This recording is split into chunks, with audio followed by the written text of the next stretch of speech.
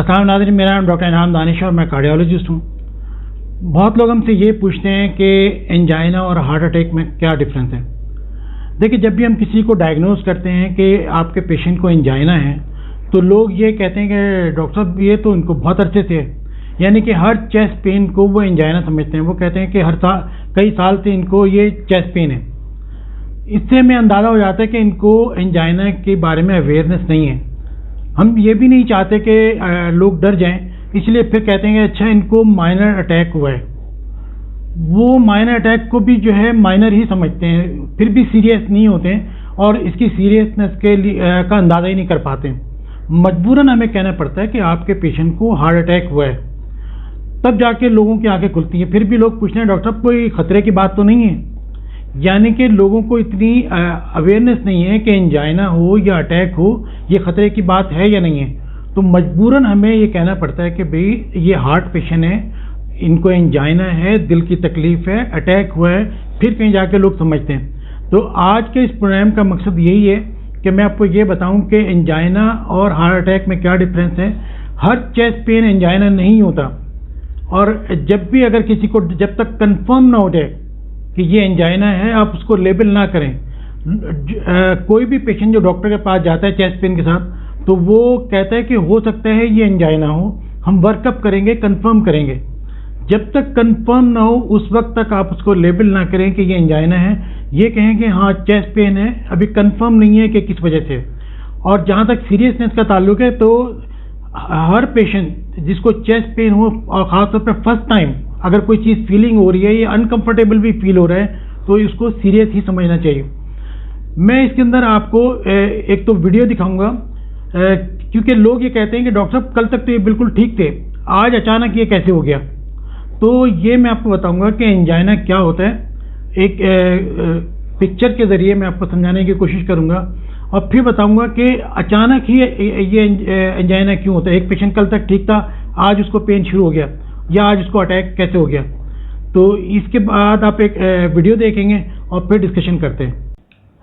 नाज़रीन, in diagram की help से मैं आपको कोशिश करूंगा ये डिफरेंस बताने की कि एंजाइना और हार्ट अटैक में क्या डिफरेंस होता है। तो सबसे पहले तो ये हार्ट की एनाटॉमी देखें कि हार्ट को पंप करने के लिए ब्लड सप्लाई की ज़रूरत होती है। जो ब्लड हार्ट के अंदर में होता है वो उसके किसी काम का नहीं है। हार्ट की पंपिंग के लिए, उसके मसल्स के लिए उसको ब्लड की ज़रूरत होती है, और ये ब्लड आता है खून की नालियों के ज़रिए। तो इनको आम तौर पे हम इंग्लिश में आर्टरीज कहते हैं और उर्दू में शरियान कहते हैं। सिंपल वर्ड में अगर कहा जाए तो ये खून की नालियाँ हैं, दो लेफ्ट साइड पे होती हैं, एक राइट साइड पे होती है। इनकी ब्लॉकेज की वजह से ही हार्ट अटैक होता है।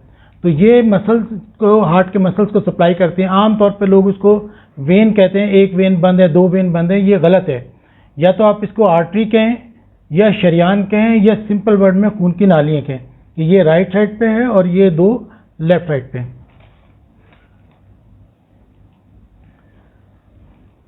एक नॉर्मल आर्टरी को आप देखेंगे बहुत स्मूथ होती है उसका, और ये सेंटर में ब्लड फ्लो नज़र आ रहा है कि ब्लड स्मूथली जो है वो गुजर रहा है। इसके मुकाबले में अगर आप ये आर्टरी देखें तो यहाँ पे आके नैरोइंग है, ये ब्लॉकेज है कि ये येलो कलर का जो नज़र आ रहा है पीला पीला, ये कोलेस्ट्रॉल है। कोलेस्ट्रॉल डिपॉजिट होने की वजह से अब ये रास्ता तंग हो गया। आप देखेंगे ऊपर ये नॉर्मल है, लेकिन यहाँ पे ग्रेजुअली इस एरिया में आर्टरी नैरो है, ये ब्लॉक है, जिसकी वजह से ब्लड कम आगे जा रहा है। ये चीज़ जब ब्लड आगे कम जाता है तो एंजाइना पैदा करता है, चेस्ट पेन होता है जिसको हम एंजाइना कहते हैं। और बेसिकल रीज़न जो है वो ये कोलेस्ट्रॉल डिपॉजिट है।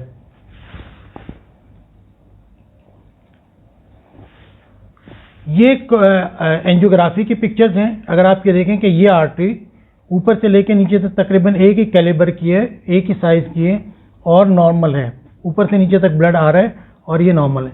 इसके मुकाबले में अगर ये लेफ्ट साइड की अगर आप देखते हैं तो यहाँ से नॉर्मल है, यहाँ पे कुछ तंग होनी शुरू हुई है, और एक इस पॉइंट के ऊपर तकरीबन 95% ब्लॉकेज नज़र आ रही है कि ये जो है ये ब्लॉकेज है।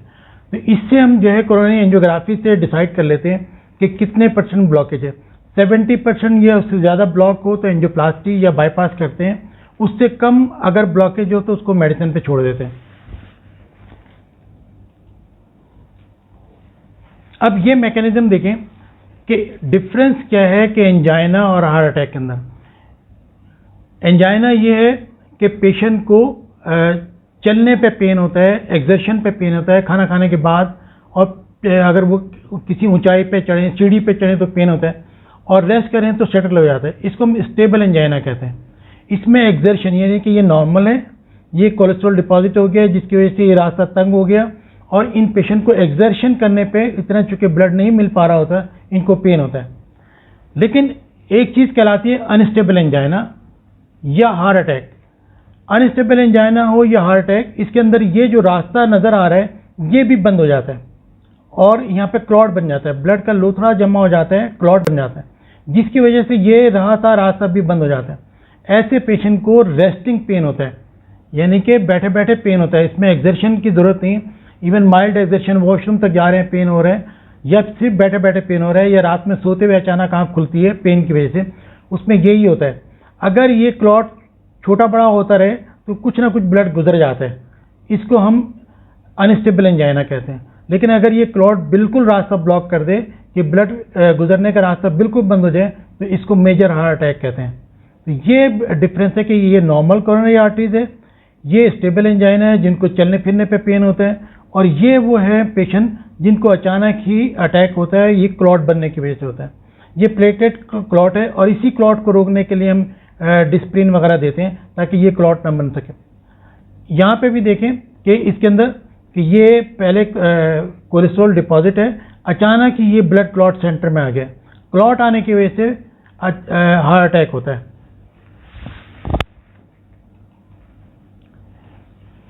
एक ये डायग्राम देखें कि एक नॉर्मल आर्टरी कैसी होती है कि ऊपर से लेके नीचे तक ये नॉर्मल है, राइट कॉर्नर।